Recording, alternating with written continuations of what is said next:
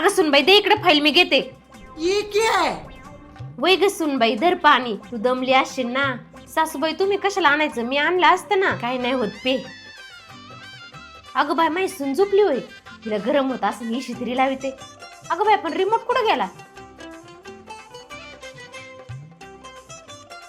अगं बाई कार्टे काय इथं गोंधळ घालीत बसल्यात. हे कार्ट्यांनो इथं काय गोंधळ लावलाय. तुम्हाला माहित नाही का माझी सून कॉम्प्युटरवर काम करीती. तिला कायला डिस्टर्ब करताय. जपळा तिकडे खेळा. इथे आहे ना सून हातात पगार आणून देईन म्हणून हिच्या पुढं पुढं करायचं. नाही तर हिच्या कोण पुढं पुढं करीत बसतय. कर नाही तर मर. देवा माझ्या सुनाचा आहे ना चांगला पगार वाढू दे आणि तिला आहे ना सासूच्या हातात पगार द्यायची बुद्धी दे.